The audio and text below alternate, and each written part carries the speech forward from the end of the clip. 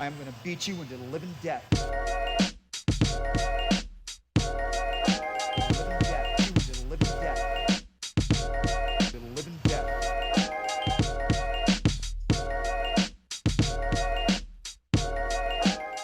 Hey there, fight fans. Jay Petri here. Yep, that's right. This is a Jay episode, so might want to get out the remote.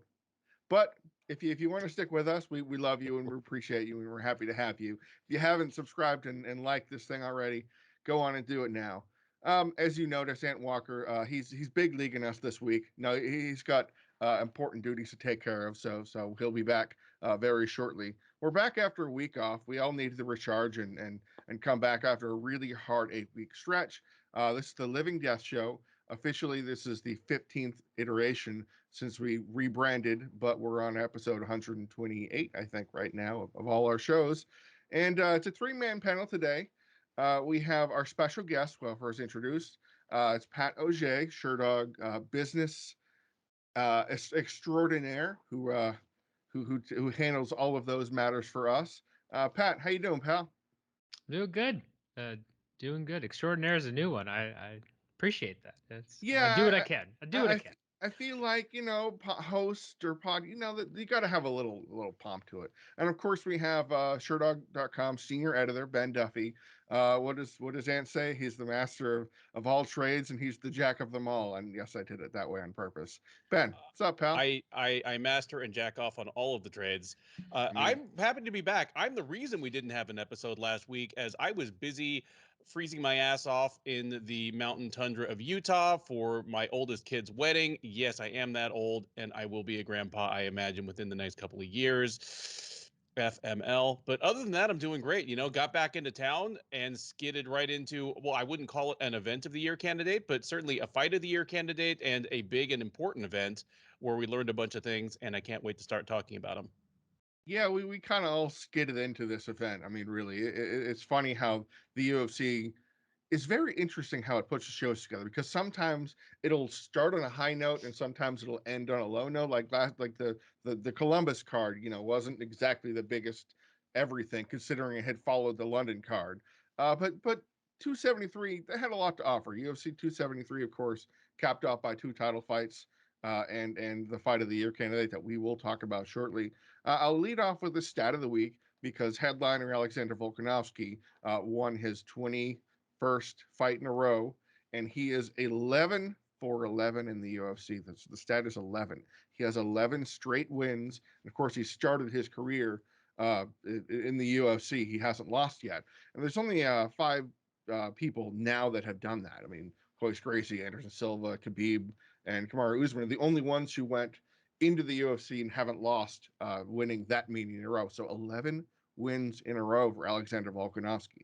It looked easy, and guys, I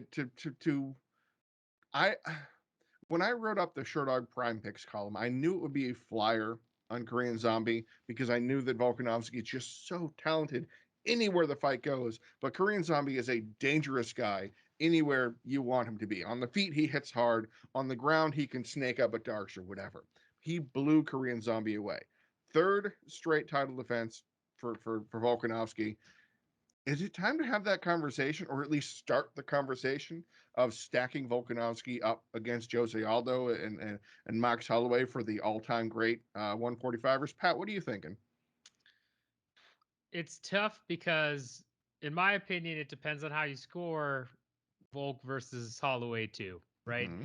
That was definitely a very close fight. Not a robbery by any means. I thought either person could win that, but if you scored for Holloway, well, then it's hard to say. I I think regardless of that, though, the longer he stays at featherweight, he's talked about maybe moving up to 155 and kind of doing that.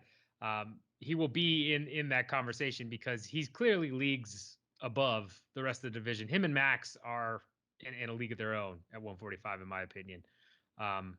The odds I thought were crazy for Korean Zombie at plus like 500 or whatever. Something And I was like, crazy like that. yeah, and I was like, man, that's really that's I don't know about all that, but then that performance validated them, really validated them. I mean, I love Korean Zombie, and it was sad, and you could tell he was outclassed everywhere. It just nothing he could do to get past Volk. And I think that's really how most of the fights at 145 go for Volkanovski. I think he just continually beats them up, and decisions. Yes, it's not always going to be TKOs, but I mean, he looks like another level. So I don't know that it's time to put him in the GOAT conversation, just because I need to see that Holloway trilogy and I need it to be a definitive answer. But even if you take him out of the GOAT conversation, he's definitely one of the best featherweights of all time. I think it's easy enough to say that right now. Yeah, I mean, I personally, when I was scoring it for Sherdog, UFC 251, I scored it 48-47 for Holloway. But at no means would I go, oh my gosh, I can't believe that. Max was robbed. No. It was an incredibly close fight. It was separated by what? A couple strikes. So it was just right there. But at the same time, and Ben, I'll throw this to you, Volkanovski has a clear-cut win against Jose Aldo, who most of us probably consider still the consensus number one guy. And his resume, especially the last six, is astounding. Aldo, Holloway twice, Ortega, Korean Zombie, Chad Mendez. I mean, that's just a murderer's row of murderer's rows. What is it going to take for Volkanovski to surpass the Maxes, the Jose Aldos at featherweight? Is a win over Cejudo that kind of thing that pushes him over? What do you think? I think it's just going to take a couple more defenses. Hmm. He does have the head-to-head win over Aldo in what turned out to be both of their primes. Yeah. It has helped him that Aldo has had such an incredible run since their fight. It's put the lie to any possible narrative that, well, he caught Aldo on the tail end of his career, he wasn't the same. No, Aldo is still fighting as well as he ever has. It's ridiculous, and that helps Volkanovski. I mean, there's really no reason Aldo couldn't move back down and try for the guy again. Or move back up and try for the guy again. So I don't think he needs 7 defenses in a row, let alone 7 plus however many Aldo had in WEC before the division crossed over en masse. But it is a nice tiebreaker that he is at least officially 3-0 against the other two guys in the conversation. So yeah, just a couple more title defenses. The way the division is right now, all of his defenses for the foreseeable future will be against very, very deserving people. Whether the current round of contenders gets another crack or two, including Holloway, or some of these undefeated phenoms make their way up to him, and he ends up with a Movsar Evloev type guy. Like, it's just going to be nothing but killers. So he might not even need to get to 7, just a couple more. I guess throwing off the cuff here, I mean, Volkanovski was very clear on his thoughts about, I might move up to 155 or I might be ready to fight Max when that time comes. Is that the fight to make? Is Max the one that has to fight him next? Or would we go for like an Arnold Allen type, Ben? I think it should be up to Alex. Honestly, I think he is at the point where it should be kind of his call. The same as we say for someone like Kamaru Usman, or we said for Anderson Silva at one point. It should kind of be up to him. If he feels he has something to prove against Max, or if more to the point, he doesn't feel he has anything to prove against anyone else who might challenge him this year, and he wants to take a crack at 155. I've never been a huge fan of the multi-divisional champ thing. I think it just does harm to both divisions in question. Case in point, we're already talking about Henry Cejudo here. Yeah. But if that's what he wants to do, I think at this point he should have a voice in the matter. Pat, is that a good way to approach it, that dominant champions should be able to call their shots, or should they still kind of look at the division and the next appropriate challenger comes? Because he's only had 3 title defenses. This isn't a GSP, a Demetrius Johnson type of run where he's lapping the division and going back. There's still a lot of guys left to fight. What do you think? Yeah, I mean, I feel like it really depends on the state of the division, right? Like, I would say, if you look at Usman, if you look at Adesanya, there are a couple of divisions where they've kind of like taken out the biggest killers, and somebody will still be deserving and climb the ranks, but they should probably get more of a call your shot. With Volk, I would agree that he's, at that point, I think he should probably be able to near call his shot. For me, again, selfishly, I think the last barrier to him being claimed the GOAT is another definitive win over Holloway. He already has one against him. And if it hadn't been that close, if it had been more clear against Holloway in number 2, I think, again, let him pick whoever he wants. He can do whatever. But I think that's the last question mark, because Holloway came back with huge adjustments, made it such a close fight. Those two are so far above everyone else. I just can't see, especially after what he did to Korean Zombie. I don't know that I could get excited for him to fight an Arnold Allen or a Movsar or whoever. It'd just be like, yeah, that it's the next contender, but I would heavily favor Volk, and I haven't seen anything that shows me otherwise, right? So I would say he's reaching that point, but I would still love that Holloway trilogy. I think that's the fight for me personally. Yeah, I mean, I love the fight. The only reason I would even be sort of reticent against it is that they're still young in the game, and then you've already had the trilogy, and then you have to think about that. But at the same time, Max is also knocking off the contenders that are going. I mean, he has the win, I can't really call it a win. He has the shellacking of Calvin Kattar, and he has the, oh hey, that's right, I can also grapple too win against Yair Rodriguez, where he's showing these kinds of things. So I love the fight, and I thought that Max won the rematch, but it was so close that Max is the guy that can keep it there. But then if Max loses, he's just totally, completely stuck, because he'll officially have 3 losses to the champion. And do they want to do that? But it's fascinating to me. And this was something that, I think it might have been Blaine Henry said on Twitter, friend of the show, that it's amazing how high of a level the top 2 guys at featherweight are compared to the rest of the division. That there is such a chasm of competition between them, because you look what Volkanovski and Max did to the guy right below them rank. It's Brian Ortega. And we know the Max fight, which he busted him up until his face started falling off, like the end, like the RoboCop. And then Volkanovski obviously had the moment where he got out of the Ortega trap.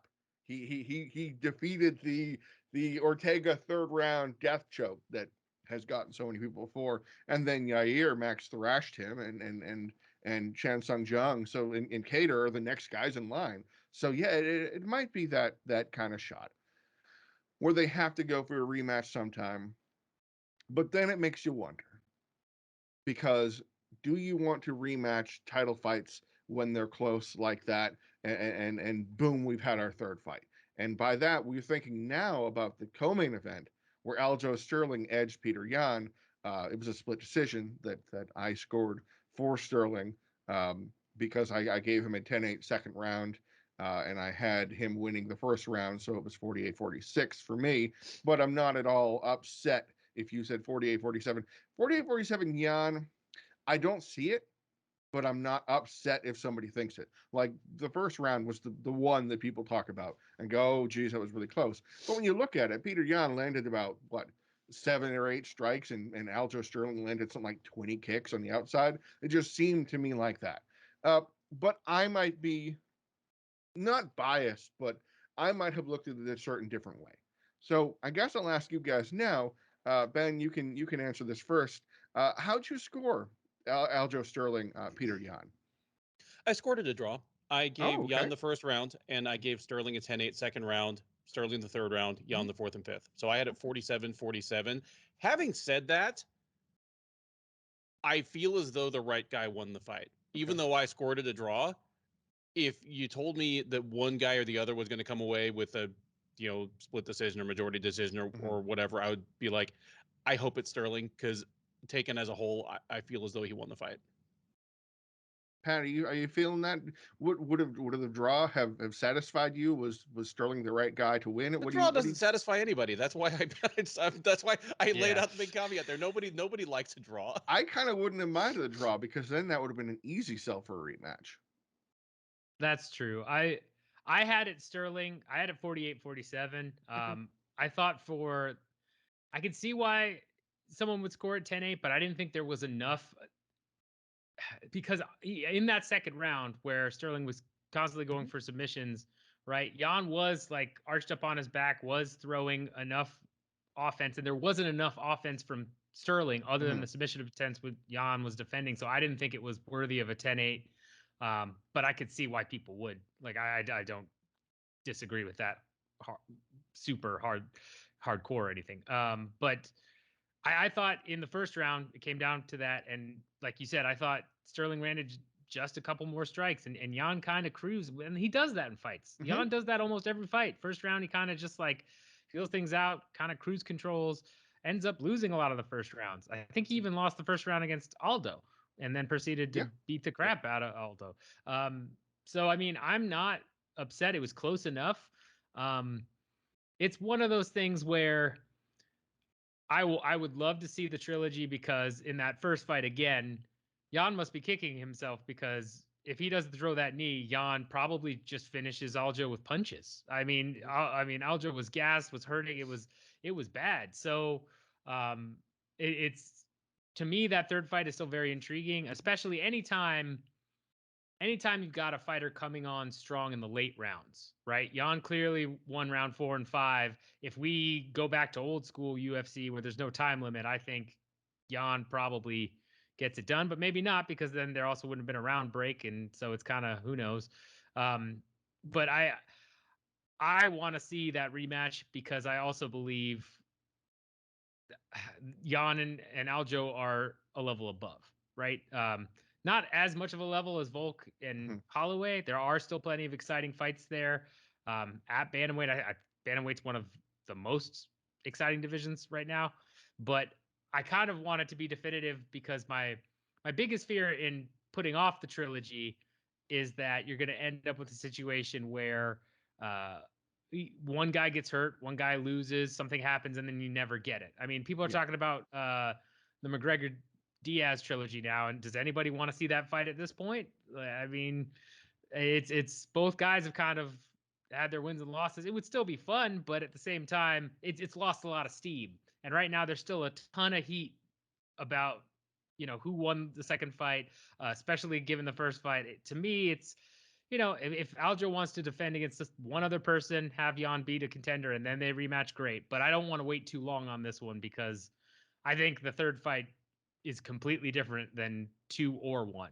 So yeah, I can pick up what you're putting down there. I don't want to see the rematch yet, not in the same vein of burning a trilogy, because I did think, it was a 48-46 for me. I felt that it was, not a dominant performance by any stretch, but it was exactly what he needed to do to win that fight, and he won that fight. And the fact that there's controversy or contention seems to me more like it's motivated by a certain section of the fan base than an actual widespread sentiment that, man, this is really close. Like Holloway Volkanovski, there was a fair group of people. I think there was the media section on MMA decisions was not unanimous or anything like that, but it was a contentious one, kind of like Tisha Torres, Mackenzie Dern on the card, where the voters were split. And this one, it's there were a few Yan pickers. I would like to see Yan fight somebody on the rise. I think Merab Dvalishvili. I want to see him against a guy who is so destructive and powerful and strong at wrestling. I would love to see a 5-round thing where can he handle that? Because he handled Aljamain Sterling, which is more of a funk style, where Merab is a very bread and butter, top control, whatever you want to call him guy, where Aljo is more of an opportunist, back take, rear naked choke, that kind of thing. So it would be a fun thing for me to see while Sterling fights TJ Dillashaw, because that let's do that. Let's get that over with. Now, what happens if they both lose? Then that stinks, and it's too bad for them. But I think the division is healthy enough where it can survive losing a Sterling Yan rematch for a few years, and they're going to be great for a while because Sterling is so good, and Petr Yan is also right there too. That I think they're probably going to run into each other again, just by hook or by crook. It's going to happen unless something horrible goes wrong and things change. But Petr Yan is such a Tiger Muay Thai guy, and by that I mean his first round is a very, very Thai style. He will take the first round to kind of figure things out, and this is a long-standing Muay Thai tradition the fighters won't go full blast in the first round so that betting can come in and the people watching can place their bets in the stadiums. And so I can see that in Petr Yan. Like he fought against Douglas Silva de Andrade, and it was like 4.5 minutes of kind of cruising time till he cracked him, but still it was that same kind of warm up. But there's something I want to bring up here about this fight, and I wrote about it in the Sherdog play-by-play. It stuck out to me this much: the reception for the fighters in Jacksonville, Florida, are booing a New Yorker against a Russian. Now, this isn't me being anything against the Russian people as a whole, but I'm not a representative of the MMA fan base. And to the point that, oh, I don't know, Alexey Oleynik, a beloved Alexey Oleynik, who had one of the most highest total of Instagram followers, like 1 million people follow this guy on Instagram. It's crazy. We're booing him. Alexey Oleynik, they were booing this guy because he's from Russia. And yet Petr Yan, also from Russia, was cheered loudly, and they were booing Aljamain Sterling in Florida. I couldn't wrap my head around it. Ben, did you feel something strange about that? About how much the fans seemed to hate Aljamain Sterling and like Petr Yan? Well, you jumped right to the crux of the situation. It wasn't really support for Yan. Mm-hmm. It's just that the UFC has created, just embraced the narrative that Aljamain Sterling is a pussy and he like ruined the first fight by getting kneed in the head. The extent to which the UFC had been writing Sterling out of history and preparing to write him out of history. Oh, yeah. I was mildly surprised that this fight happened. And if this fight didn't happen, I fully expected the UFC to simply strip Sterling and promote Yan to undisputed champ. Yeah. When Yan won the interim belt over Corey Sandhagen, the UFC put one of those little gems on his belt that's supposed to represent a title defense. They were already writing Sterling out of history. And for fans, and especially the type of fans that take in a big pay-per-view in person, they're the fans that only pay attention to the highest points. Mm-hmm. They're the fans that they don't watch every single card. They might only catch all the pay-per-views or even the biggest of the big pay-per-views. And when you're that type of fan, your perception of the sport comes less from the media and it comes more from the UFC itself. Yes. You're like, you watch the embedded episodes to kind of catch up on what has happened since the last time these guys fought, because you haven't really paid attention to the sport in 3 or 4 or 6 months. If all you have to go on is what the UFC itself is putting out, of course you would be booing Aljamain Sterling. There's nothing even really geopolitical about it. It doesn't really matter where Yan is from. The only political thing about it is that the UFC has no idea what the fuck to do with a black champion. I mean, they're pigeonholing him in the Tyron Woodley spot. Like you can see how the UFC is preparing to disavow almost this guy. I mean, yeah, you hit the nail on the head that they were already planning to push past him. And if something had happened to Sterling, if the neck surgery there been complications for him and he had to take some more time off and couldn't fight in April, 100% they would have stripped his title. Pat, did you notice at the end of the fight when Dana White presented the title and he saw the scorecard? There was a GIF that went around on Twitter, but I saw it live and I saw Dana's face to kind of be like, yeah, there it is.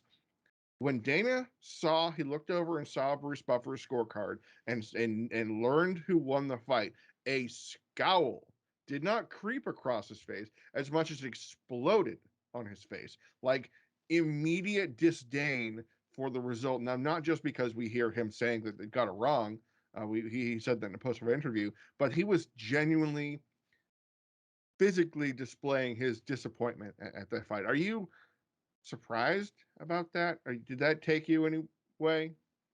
No, I mean, because as you guys said, the UFC definitely wants Yan to be champion. Oh yeah. I will say his poll metric wise, from what I've heard in Russia and in certain areas, right, is pretty strong.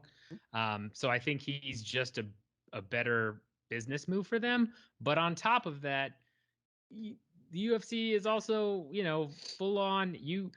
you got a belt from the, you know, illegal knee and you know, you're a pussy and all of that stuff. And I will say it did not help. I think what really kind of drove the narrative completely far into the Aljo sucks territory for most high level fans is when Aljo did an interview. And I think he was being sarcastic, but it was a little ambiguous about where he said he was kind of faking it. Right. And so it's one of those things like, well, you just kind of poured fuel on the fire there, man. You probably shouldn't say that and expect a guy like Dana White to back you because he's going to be pissed. But yeah, I was not shocked that Dana scored the fight for Yan and would have preferred him to be champion. Um, I was slightly shocked at the complete lack of support for Aljo in the building. I would have figured there would have been more of a mix, and you can hear some cheers, but it's mostly, yeah, it's mostly just the crowd hating on Aljo. Um, uh, it's kind of great though in a way because again, it shows, you know, that if I'm Aljo, I completely, you know, go into the heel role, which he's kind of done pro wrestling style, right? You go full on. You got all those people hating you, you full on do it. Yeah. You've potentially got more hate or the same level as hate as Colby Covington in some regard. Just embrace it. Just I think Aljo is far more clever and far more natural at being a heel as well. I think he could take this to a really good place for his career. So I like it in that regard because I think Aljo's kind of opened the door for him to make more money and kind of embrace this and feed off of it. But yeah, I'm not shocked that Dana felt that way. Yan is definitely better from a business perspective, at least right now. If Aljo embraces that role, is able to kind of, you know, bring in more fans just from people hating on him, then I bet Dana's tune will change real quick because he's done that before, right? That's what he cares about. So, you know, is what it is. Yeah, we've discussed how the UFC is not afraid, even in this current climate, to push Russian fighters. Magomed Ankalaev just headlined a fight night card. Khamzat Chimaev had a FaceTime with Ramzan Kadyrov like this weekend. So the UFC is completely tone deaf, doesn't care, doesn't really want to pay attention, like the la la la la la la la kind of thing going on, and it's pretty strange, and I still can't quite wrap my head around it.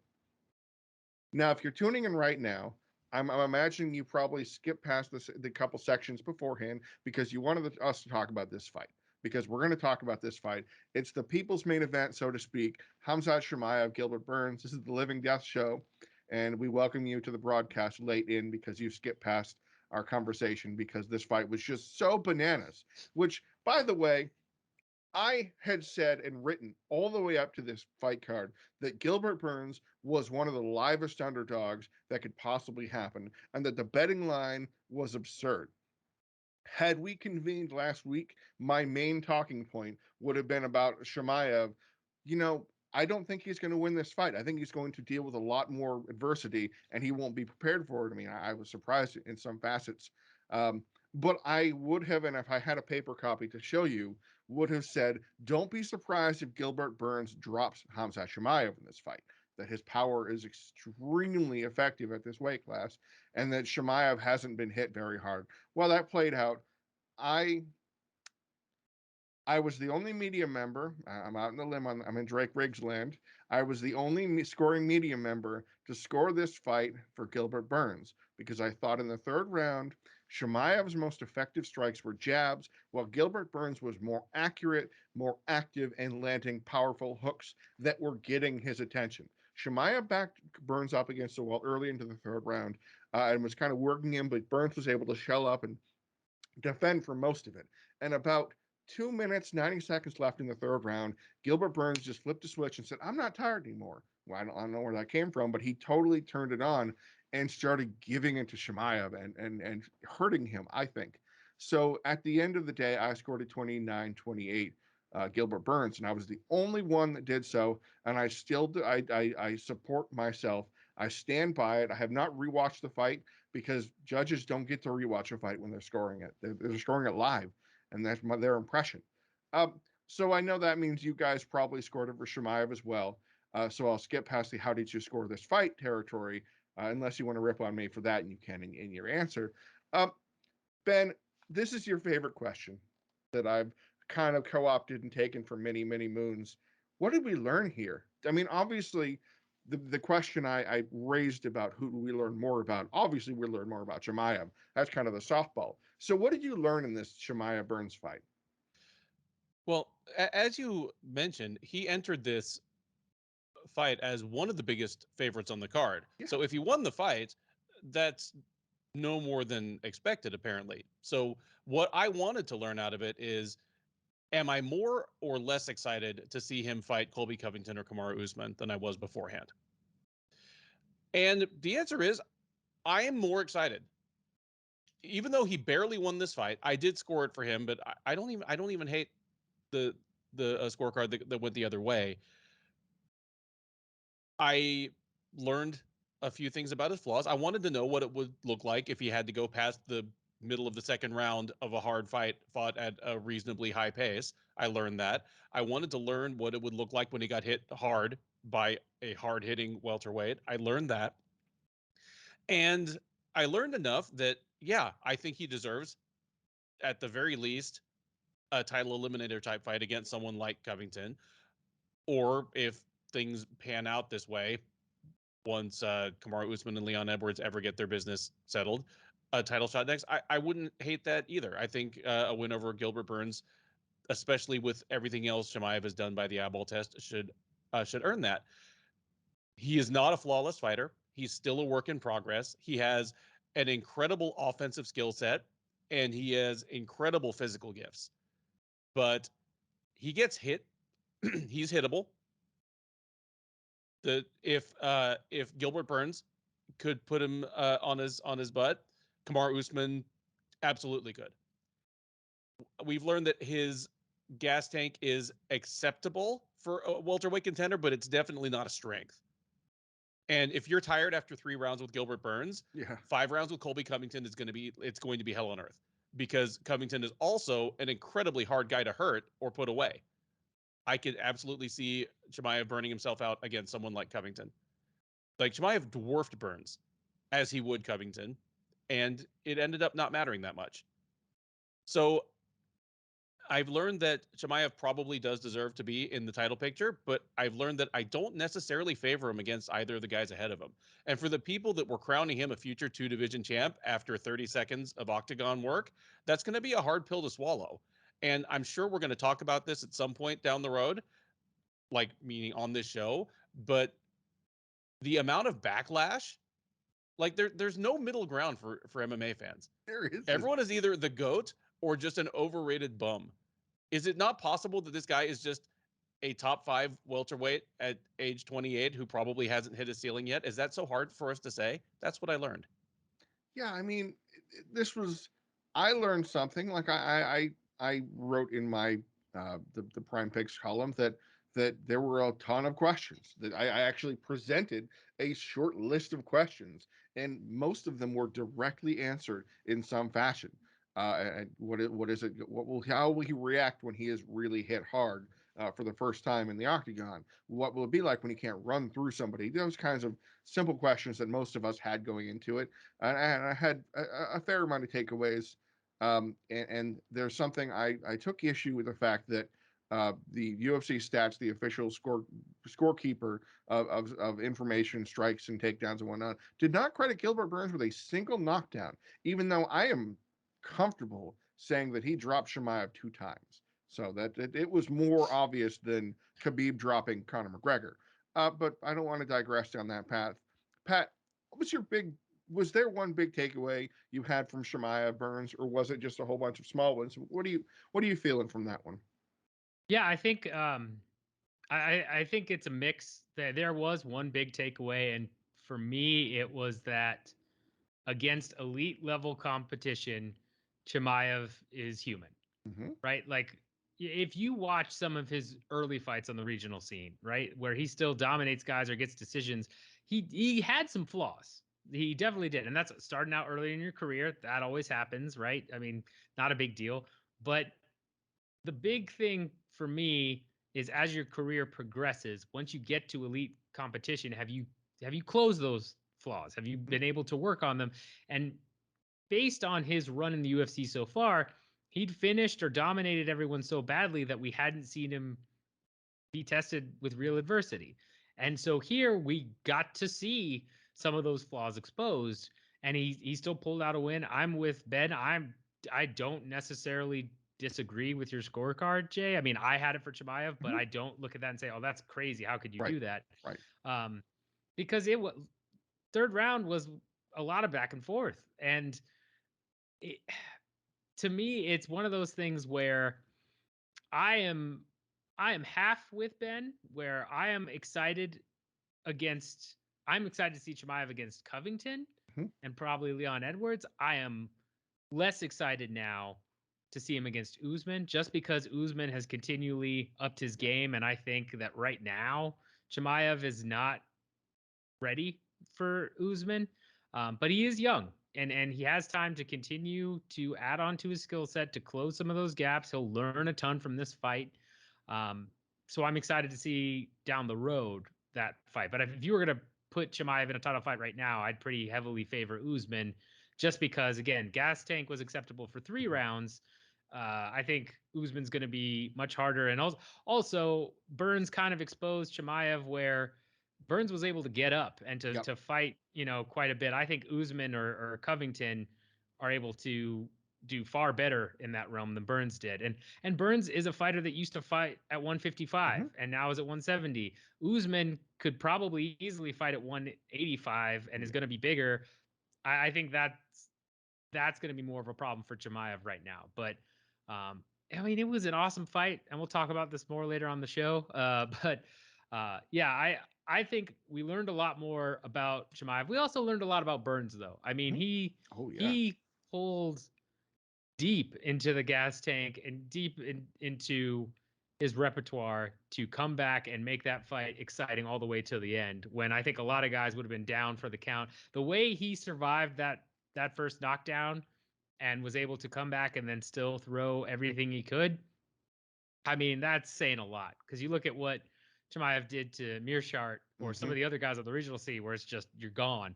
And I think we learned a lot about Burns too, just in terms of he's going to be in the top 5, I think, probably for the rest of his welterweight career, because he's at another level. So I learned a lot of things, but the biggest thing for me is Chimaev is the real deal against elite competition. He's not what everybody thought, apparently, and we'll get to that. But I mean, he is definitely worthy of being in title contention. I love it. My biggest takeaway is that Chimaev is not impossible. When he gets on you, it's over. We think of that sometimes. A lot of heavyweights. Alexander Romanov is a current example. He gets on. I mean, Francis Ngannou, of course, Curtis Blades to an extent, but Chimaev was that. If he gets on top of you, it's over. He's going to choke you out. He's going to pound you out. You're just not getting up. And we saw that Gilbert Burns was able to do so, not with his Mundial's champion level jiu-jitsu, with like hammer fists from the back, just enough to bother Chimaev enough, or threatening with a really low percentage armbar, just to kind of make him think about it. And then that spectacular up kick to the chest, which more fighters need to use, like Tisha Torres did. And so that was my notice, that Gilbert Burns was able to get Chimaev off of him, but not for the reasons that I thought he'd be able to get him off. I expected he could sweep or reverse or try for some trap or Kimura to something. He didn't do any of that. He just smacked him a bunch until he was able to gain position. And I think that now is a good time to talk about our quick hit segment. I mentioned Tisha Torres, so I'll start off with that one. We'll keep these answers brief, 30 seconds or so. I'm not going to use the Ant timer. I'm not going to go where. I don't know if Ant has the screaming goat to hit the button, or Ben has the screaming goat or something like that. So I guess that's our timer. So Ben, I'll start with you so you can enforce your own clock. I mentioned Tisha Torres. She was able to fight out of several submission attempts against Mackenzie Dern in their fight. But Mackenzie Dern, it's that moment of panic when it hits the ground, like when Mackenzie Dern fought Marina Rodriguez and she got her down that round and was threatening for the whole round and had it. When the fight hits the ground, Ben, is there a more dangerous fighter than Mackenzie Dern right now? Just think about, oh my God, Florislava, get away from this. Is that Mackenzie Dern? I would say so. There's only a list of people who have really survived on the ground with her. Mm-hmm.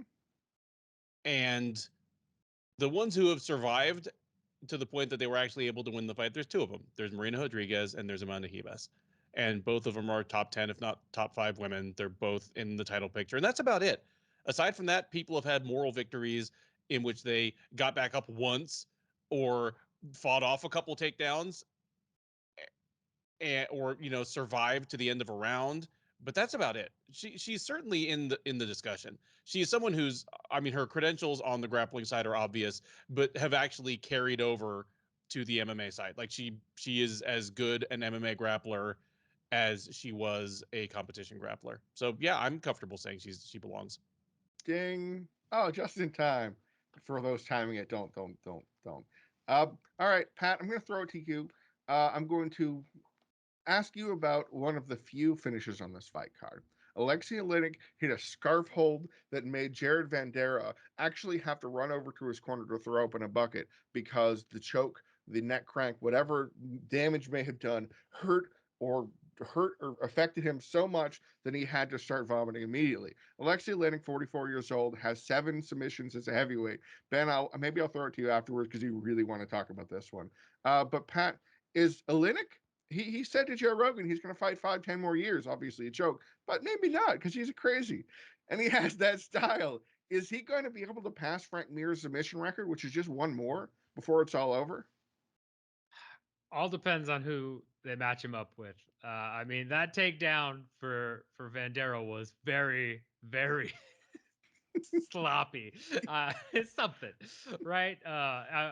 It was quite a sight. And when Oleynik gets you down like that, he's still got power. He could still do those things, right? I mean, if you put him up against a prospect that's maybe been middling or a new guy that you really want to test on the contender series, I think it's possible.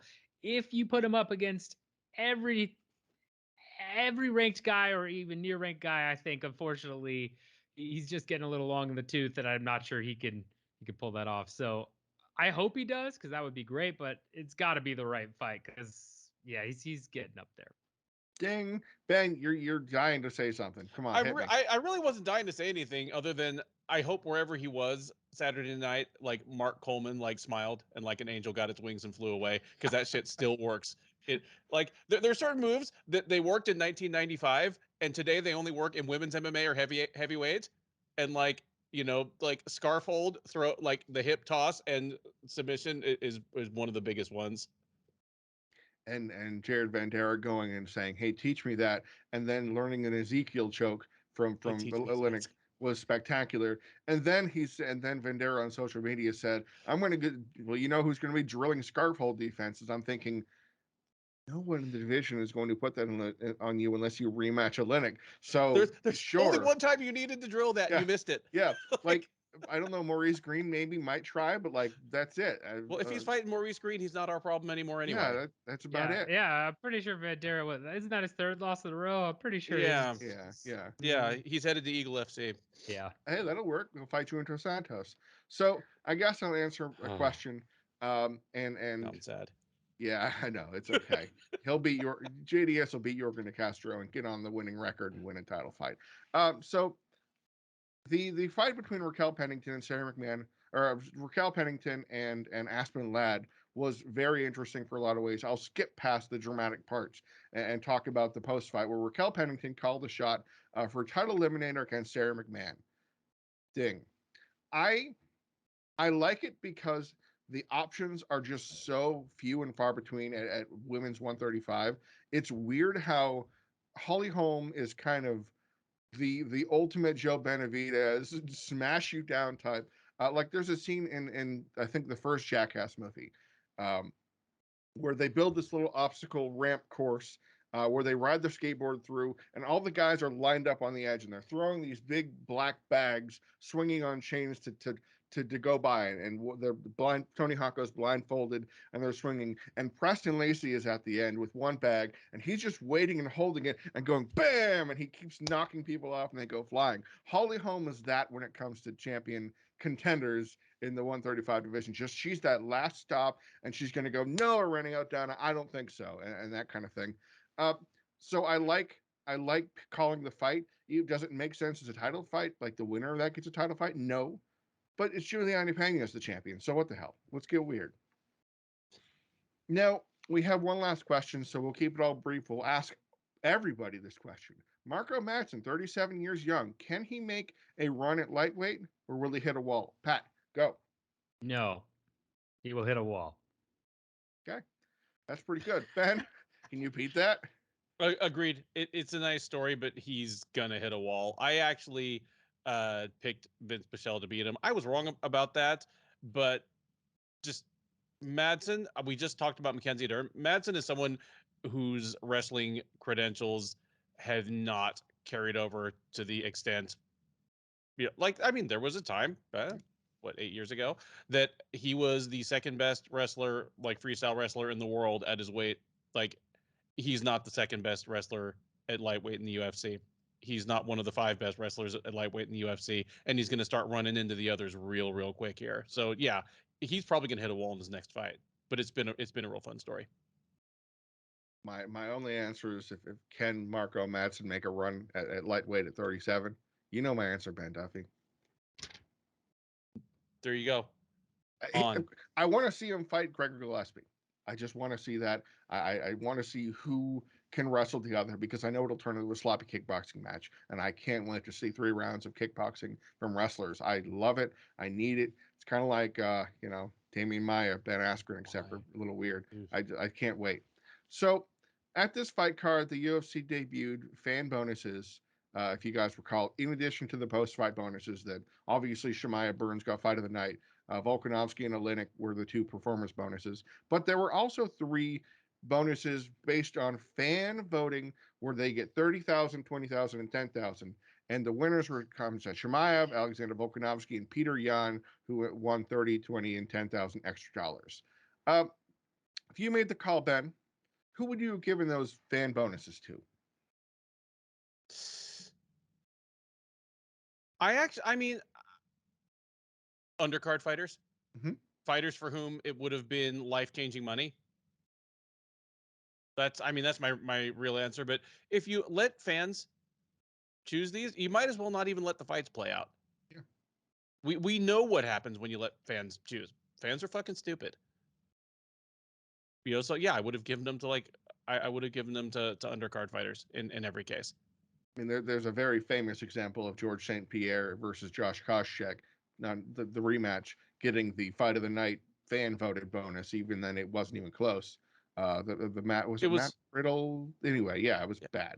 It was one of GSP's worst title defenses. Oh, yeah. It was terrible. He jabbed him to death. Just blew up his eye. He got.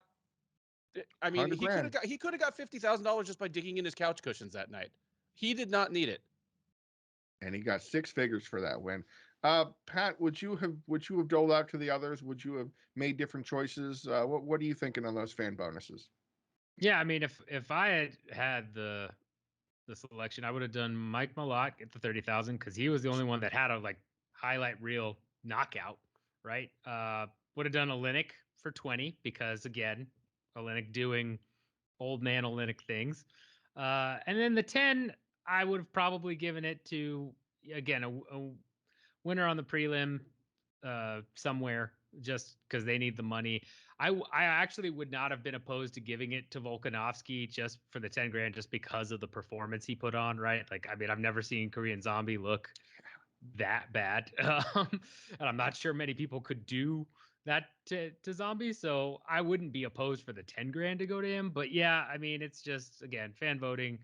It's always going to be the fact that Yan got a 10 grand bonus is what, the Chimaev at least had an exciting fight. So it's okay, whatever. And Volk again did his thing, but yeah, it's just Mike Malott definitely deserved one for that flattening of Mickey Gall. And so did Oleynik. I mean, come on. Scarfold. On a night that there were only 3 finishes, It should have been kind of easy, but oh well. That is exactly who I would have given him, and in that order. Malott 30 grand, Oleynik 20 grand, and Volkanovski 10 grand for their finishes. Give Oleynik the 20 because he's like 53 years old. He needs to buy like Tiger Balm and liniments and stuff to rub on his joints, so that he can smell and fight like an old man. And it's just what we need. I think there's a little bit left we can talk about for this fight card. Just a little bit left at 273. And for that, I'll spin on what Ant Walker calls the greatest name segment in media history. I'm not surprised, Mr. Falcons, where we ask what surprised you most about any fight card that happened this week or any news that happened this week. Pre-fight coverage, fights themselves, something happens afterwards, anything like that. So, Pat, I will throw it to you. What are you I'm not surprised about, Mr. Falcon? I mean, for me, it's, that after the Chimaev fight, you had either everyone saying he's trash, or you had people defending like, oh no, he's young or whatever, and then just assuming he'll be champ anyway. Like it was literally, okay, he's utter garbage now because he didn't steamroll Gilbert. He's not a McGregor or an Adesanya just coming through, just clowning everybody. Even though Adesanya, had adversity in the interim fight against Gastelum, and a couple other fights too post that, but especially McGregor just destroying everybody, or Garbrandt, right, on his run. They just all assume, oh, he's garbage now. And then you had a bunch of people coming out and defending me like, that's the craziest take I've ever heard. I was like, right, I'm with you. They're like, yeah, they're good, whatever. But then all of them ended with, he's definitely going to be champ in a couple of years. So it's like, what? Like, maybe we don't know. I mean, again, he looks human, and we'll see what happens, but he might just be an elite contender that never holds the belt. Like, are you guys really going to sleep on Usman after what Usman's shown you? So I guess I'm surprised that it can only be one or the other. This is a minor setback, he'll be champ in 2 years, or he's complete garbage now. Nobody cares about him. Forget this nonsense. MMA fans in a nutshell, just classic. That's not bad at all. I mean, it was kind of an interesting set of takes. I believe there was a media member who shall remain nameless, who said Khamzat Chimaev looks every bit. This is after the fight happened. Looked every bit of a minus 750 favorite. And I thought, wait, what? That is exactly the opposite of what happened. This was a media member whose work I have read for plenty of time. We'll talk about it off air. Ben, I'm not surprised, Mr. Falcons. You had a free bit of time away from the sport, so naturally everything might come as a surprise to you. What do you got for me? Yeah, see, I have a short memory. I lived in Utah for, on and off about half of the last 15 years. Yet I went back there last week and I didn't even bring a coat. I was in Park City, just about froze to death. It was 25 degrees and windy. So I have a short memory. It's easy to surprise me. So coming back to MMA after a week off, yeah, everything surprised me. I have become dehabituated to the stupidity of the sport that I cover for a living. But I'm genuinely surprised that the UFC cut Alex Cowboy Oliveira, which they did today or yesterday. Yep, I guess today. probably would have been today. They're not going to call the man on Sunday and tell him he's got no job. It probably happened this morning. Yeah. He was on a 4-fight losing streak, but all 4 of the fights were against at least top 15 quality guys, and several of them were top 10 quality guys. Like, he never got a break. On 3 straight losses, they matched him up against Kevin Holland in his welterweight debut. Just, if Alex Oliveira's job is not safe, if Alex Oliveira doesn't get a softball or a bounce back fight, then almost nobody is going to. He's just a walking example of why being an anyone, anywhere, anytime company man is not a sustainable career option as an MMA fighter. Just ask Jeremy Stephens. And I imagine that unless Stephens moved real quick, Alex Oliveira landed right on top of him in the UFC's dumpster out back. Yeah, and these guys just keep expressing surprise, like they did me dirty. I thought they cared more about me than that. How do you not know that they don't care about you?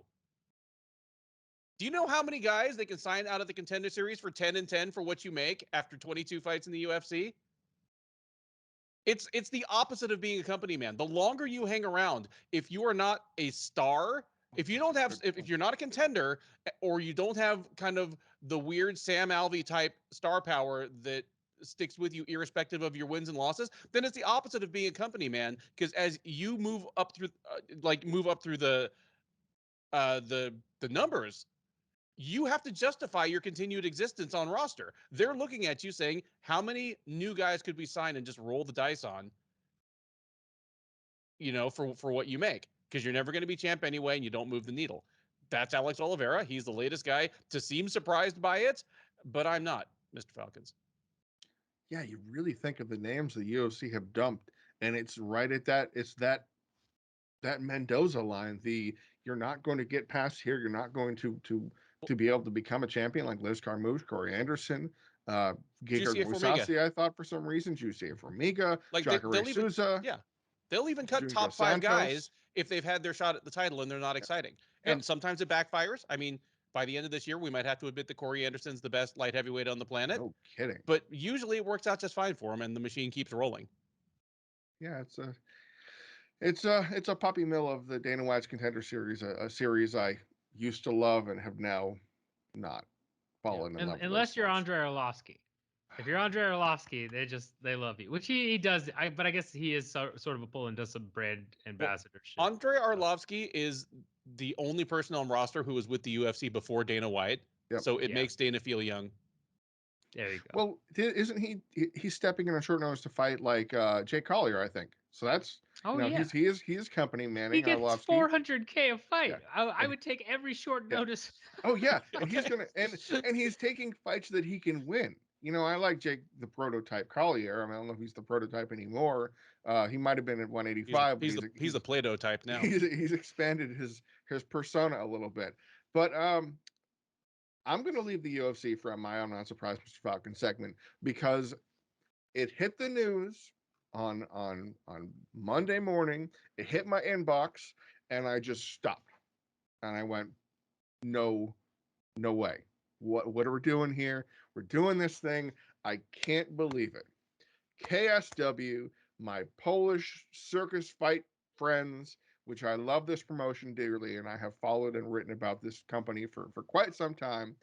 KSW 70 in Lodz, Poland, at the Atlas Arena is going to be headlined by a Mariusz Pudzianowski fight. Awesome, cool. We love Pudzianowski. He's the fun guy. He's the heavyweight. He's not going to win the title. He makes a ton of money. Dana would have cut him a long time ago. But he's just a fun time to watch. And he's 45, still massive. And you go, that's not real. But he passes enough drug tests to matter. Anyway, Pudzianowski has his opponent named. He is fighting 38-year-old former middleweight champion Michal Materla. Materla, who has never competed above 207 pounds in his professional career, and when he did so, it was back in like KSW 6 when they had open weight fights, is stepping up to fight 265-pound behemoth man that stepped up and fought Bob Sapp at open weight and just gargantuan. Oh my God, I can't believe how strong this guy is. I don't know. 5-time world's strongest man is fighting a former middleweight champion who probably hasn't fought above 198 pounds in like 10 years. So I am not surprised that fight's happening, Mr. Falcons, and I will be there to cover it 100% of the time. Mariusz Pudzianowski could curl Michal Materla. It's just... He could throw him over the wall like those beer kegs they do in The World's Strongest Man, or carry him around like that stone shaped like Africa. You remember that thing? Oh, yeah. The Atlas stones. Oh, yeah. Yeah. Gonna lift it up and put it on the pedestal. By the way, you guys and audience watching, World's Strongest Man, all the episodes are now on YouTube. You can watch the entire tournaments on YouTube. I have. Anyway, let's stay away from the UFC and talk about a segment that I really wanted to talk about last week when it broke, but we couldn't because of scheduling, and that's okay. And I kind of wrote... We should have just recorded a tape delayed episode. I thought about it. And I put this together in part because Pat would be joining us on this show. PFL aired its 7th Challenger Series episode on tape delay, and betting odds were still available. and many sports books around the country have now pulled their betting lines from this organization. I don't believe there are many up for the first week of PFL's regular season. So Pat, I'm going to give the floor to you here. On what do you make of this whole debacle, and what is your takeaway from your learned business perspective, and just from your MMA perspective? What the hell? Yeah, there's a couple of big takeaways here. Please. So I think first and foremost, this is awful for the PFL. This is one of the worst things that could have happened to them. They're a company that is still, burning through money like nobody else. They re-signed with ESPN for an extension, but they had originally tried to go out and negotiate better rights deals. I think they got a little bit of a bump from ESPN, but they didn't like ESPN's first offer, because if you like the person that you're with already, if you're doing a partnership and then they give you a good number, you just say yes because it's easy, right? There's costs with changing to a broadcaster, new rules, new things to feel out. So they clearly didn't like the first number.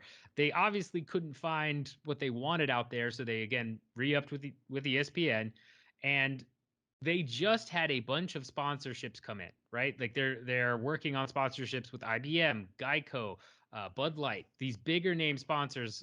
Don Davis, the CEO, said they're looking at 20 million, I think, or 10 or 20 million in sponsorships this year alone, from having just enough interest, which is good because they've been in the red for so long and they need to start getting into the black. And this was a way to do that.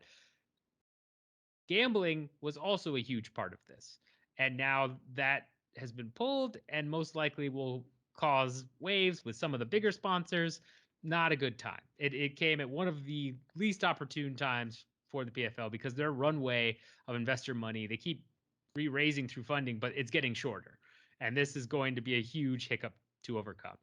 Another massive takeaway about this is that you had multiple commissions come out and say, okay, this is a problem, we're pulling it or whatever. The New Jersey commission was silent, left no comment. Rory McDonald, when he lost a split decision to Gleison Tebow, specifically said he thought it was interesting and thought it was more around gambling. Now, that's just conjecture, but the fact that New Jersey didn't say anything and now there's going to be an investigation, that might end up being a much bigger can of worms. The fact that they didn't comment at all and they're kind of the PFL's home base, to me, is a red flag. Anytime you're a business working in your home state or working with a government entity pretty closely or regularly and they don't say anything, something's usually way worse than it seems. So we'll see what happens out of that.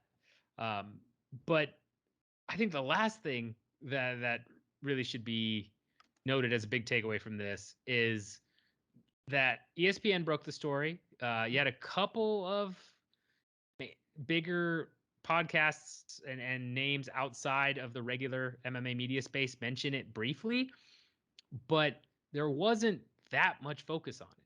Nope. At all. There were some stories came out and it was like, okay, but there wasn't a lot of talk about it on social media. There wasn't a lot of follow up. It wasn't a hot topic. It was kind of like, oh, it's there. And then the next day it's kind of gone. And I think, again, that really speaks to the interest in PFL. I think that's a very bad sign. When you have this scandal, it's kind of good that nobody's really focusing that much on it. But it just, for me, just reinforces the fact that this is a hardcore of hardcore MMA watching fan base. I don't think, despite you have Kayla Harrison and they want to say she's this massive star and all that stuff, I do not think outside of the MMA world they are viewed much at all. And I think that's a major problem for them and what they're trying to achieve and the money they have to put down to make their format work. So overall, just a terrible time for the PFL, and we'll see how they navigate it. But it's losing the ability to bet on fights is very bad for a company that's struggling as much as they are right now. I mean, considering they had multiple betting odds segments throughout the show on the broadcast, all of the first 6 Challenger Series episodes were Ian Parker front and center, the parlays, the options, the whole thing, the whole gamut of options. And that's part of it is an ESPN pushed piece. So the ESPN's going to look at this and say, well, we're going to lose our partnership with DraftKings, I think, or is it DraftKings or is it FanDuel? I mix them up for some reason. I think it's DraftKings. They're owned by the same company. Yeah, so it doesn't matter. That's right. But it's an ugly situation, one that I would like to hear Ben Duffy's thoughts on very much. Pat has already discussed what we learned in terms of business implications and the ramifications going forward. I'll just say that the whole thing felt ultra sleazy. Like, and we had been talking about PFL, I forget what his official title is, PFL head liar Lauren Mack, just a couple weeks ago for taking unprompted shots at one championship. And then not a month later, PFL does something that is just exactly as shady as something one championship would do. It is just 100% a one championship thing.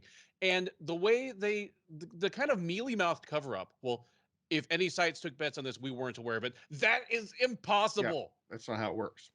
It's not how these things work. Like, every promotion pays close attention to how much, like, my God, how much traffic there is, like, and how much, like, where the lines move on bets on their fighters.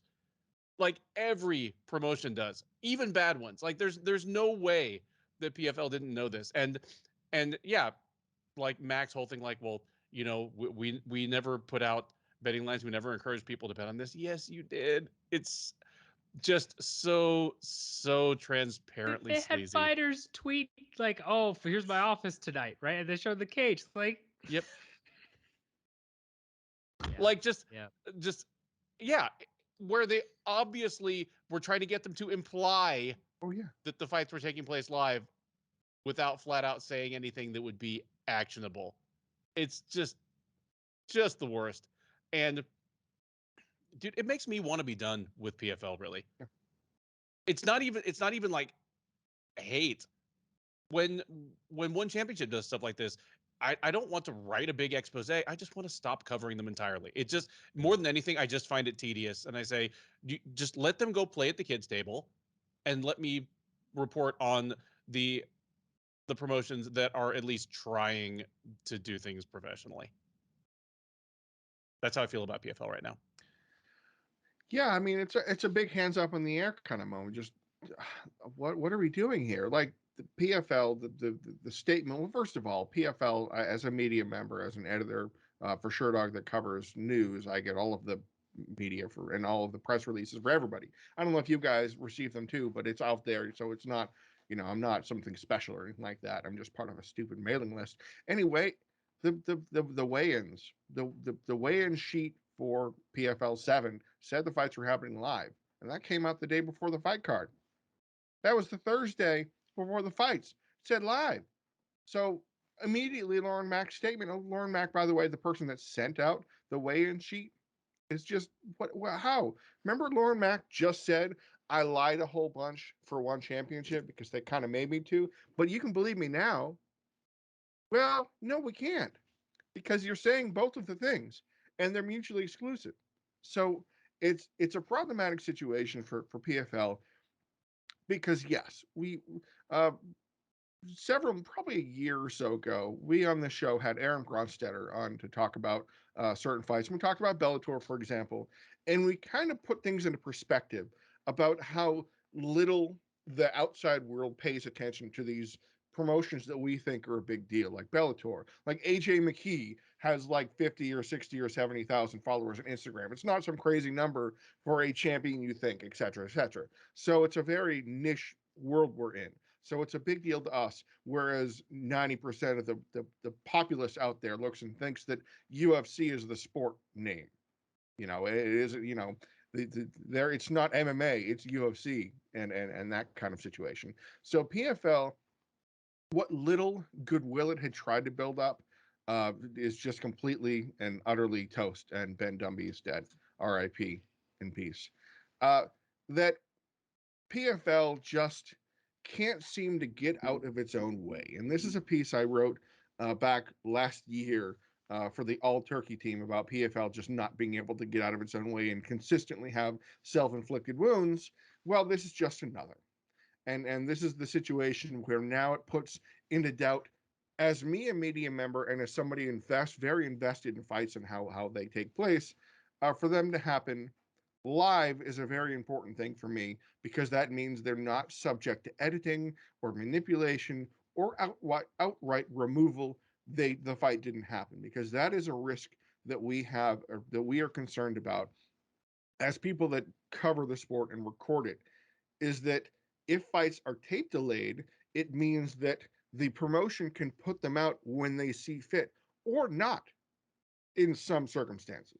There's an article I wrote for Sherdog talking about Khamzat Global, which Khamzat tape delays its fight cards. Has actually been formally, officially confirmed as of this past weekend, when footage came out from Eurosport, even though Khamzat actually said everywhere that you could possibly read about them, said the fights were airing live at midnight on TUDN and Univision at midnight. Well, in fact, the fights had already happened. How do I know?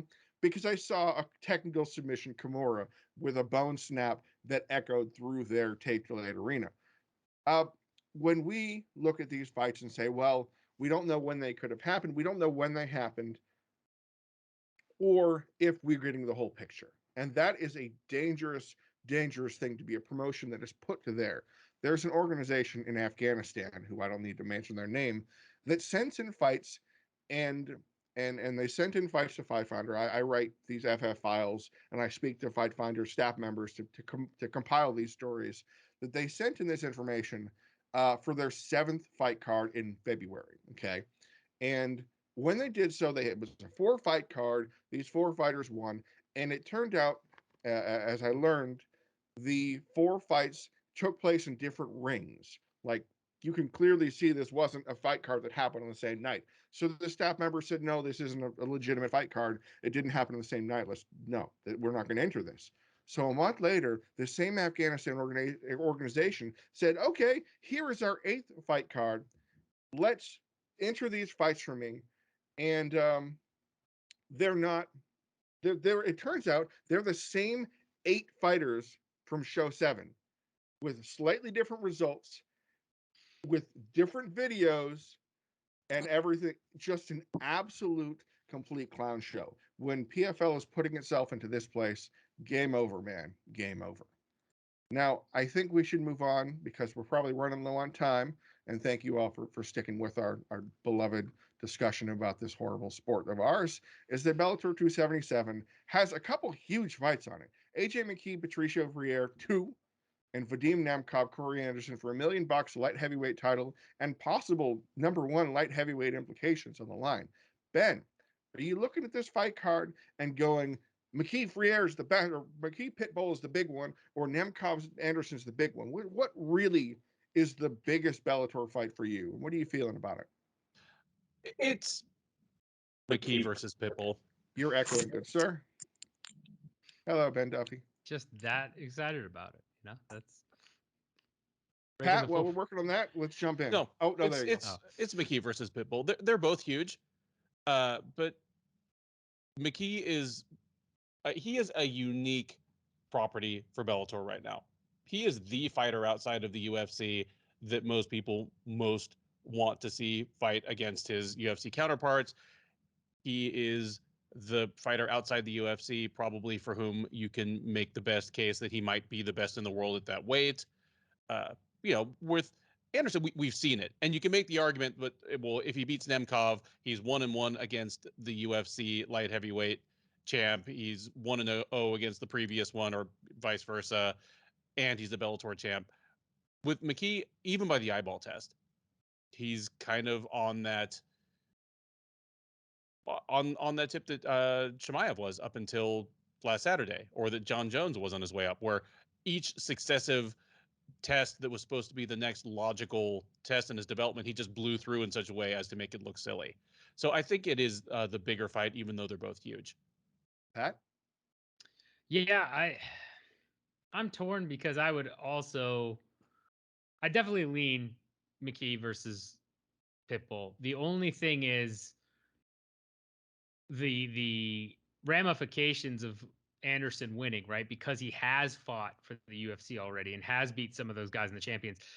that could be a bigger deal for Bellator, right? Because no matter what happens, McKee could just clown Patricio, and people are still going to say, well, he's not better than Volkanovski. He's probably not better than Max Holloway. He's still, I want to see him in the UFC. Right. And the sad part is we really can't know. And I doubt we ever will know unless McKee jumps ship, which who knows if and when that'll happen. So it's just kind of like, well, that's always going to be there. It's always going to be lingering there. With Anderson, they can promote him in such a way to say, like, look, this dude is the best around. He's the best light heavyweight out of all the divisions and all the promotions, and they can market him that way. And it's going to be interesting to see if that gains any traction. My guess is it won't do anything because, unfortunately, this is so many MMA fans are really just UFC fans, which is sad. But yeah, I mean, both are very interesting. I personally am more excited about McKee versus Patricio, but the ramifications of Anderson versus Nemkov are massive. Well, we're going 3 for all on that one because I'm feeling McKee Pitbull. And for a lot of the reasons you described, but one more. The pound for pound implications are just higher. I mean, AJ McKee on Sherdog is the number 5 pound for pound fighter in the world. And that's a big deal for, companies trying to say that, there's a UFC bias in rankings. Well, no, there isn't, because AJ McKee is number 5 guy in the world, and Patricio Pitbull is number 11. And the winner, there will be big shakeups here. Like, it's entirely possible if McKee blows away Pitbull again, we could see him pass Francis Ngannou in terms of pound for pound greatness because McGee hasn't lost. He's beating pound for pound competition, and he's just a step above. He'd be 19-0, and that's remarkable. You just don't see guys going 19-0 in their promotion. And remember, I said earlier that only 5 people had ever started in the UFC 11-0. AJ McKee is so far past that, and Bellator is a major organization. So AJ McKee could be something very, very special with the win here. So I'm going with that. And he needs it because Bellator has nothing else to offer him after this. Yeah. Other than Pitbull wins and a good immediate rematch, and then what happens? But yeah, and then McKee is lost, and we know that one loss loses the shine. If Alexander Volkanovski were not 20 whatever and 1, we'd be having a Khabib conversation about him. About already here, but because of that one to a welterweight 25, 30, 84 years ago, when he was 250 pounds playing rugby, I forget the whole narrative thing. Anyway, last thing on the agenda, UFC on ESPN 34, Vicente Luque, Belal Muhammad, they're running it back. So I guess I'll just ask you one simple question because this card is long, 14 fights on it. I believe Izzy Dos Santos just withdrew from his Munir Lazzez fight, so the Lazzez will get a replacement. We're not sure who yet. So give me one fight on this card, Ben. You can go with here, and one fight that just boom. That's a really good fight. What do you got? Chris Barnett versus Martin Buday. It's will he make weight versus are you tall enough to ride? That was going to be the suggestion I was going to bring up if nobody had mentioned it for Ant. I will. I'll go next, and I'll say there's another heavyweight fight that I didn't think was going to be a heavyweight fight, but it is a heavyweight fight between Devin Clark and William Knight, 2 former light heavyweights who are probably going to weigh in at like 240 something. This is going to be like the Marcos Rogerio de Lima kind of thing. We go, didn't you used to fight there? You're 250 now? It's going to be something like that. I am very much looking forward to the mess. Pat, since you're our guest, I'm going to save the best for last, and you can pick the main event if you want to talk about it. What is that one fight on UFC on ESPN 34 that just magic about it for you? Well, you both took the 2 fights I was thinking about. So hats off to that. Beyond that, I mean, I'm kind of excited for Haley Oleteg, if I'm butchering that name, versus Kevin Kroom, though. I'm kind of excited for that just because I think that could end up being a really just wild slugfest that, is slash submission grappling. Like, I don't know, something about both of them. They're both wily enough to me, especially Kevin Kroom, that I feel like it could get just real weird and fun. So that's my third pick. I mean, of course, the main event. Well, But even Talk the about main that event, if you want. I mean, the main event, I honestly think Luque just is gonna blow through Muhammad again, right? Like Oh. I think he's gonna knock him out. He knocked him out last time. I think he's gonna do it again. Luque's looked fantastic lately. I think he's channeling his Charlie Olives, where he had a middling career. Now all of a sudden he's just booming. I think he just flashes him. But we'll see. We'll see how that goes. So I don't know. That is a very exciting opinion. I am happy to hear that. Ben, real quick. Luque Muhammad, who wins? Luque. I don't know if he gets through him as easily as last time. I think both guys have improved, but I agree with Pat that Luque has improved more, and he's making that Oliveira type move to actual contender in his 30s that I couldn't have foreseen 5 years ago. Nice. I'm going Luque too, probably by decision. Muhammad will give him some tough times. He'll probably hit the ground, and Luque will try and threaten, but won't be able to get some submissions off, and Muhammad will beat him up. I think it's going to be fun. But I do got fight of the night, Chris Barnett, Martin Boudet. Give me that. Feed me Seymour. All right. With that, the Living Death Show is complete. Thank you so much, Pat, for joining us and stepping up on relatively short notice. Ben, thank you as always for holding down the fort with me. I've been Jay Petrie of Sherdog. We're all gentlemen of Sherdog, so you can find all our work on Sherdog in various capacities. Both of these gentlemen are part of the Sherdog video podcast network as well, so you can find all their pieces on the Sherdog YouTube channel. Thank you very much for watching. I don't want to give a clever sign off to step on Ant Walker's toes, so I'll just say, see you next time.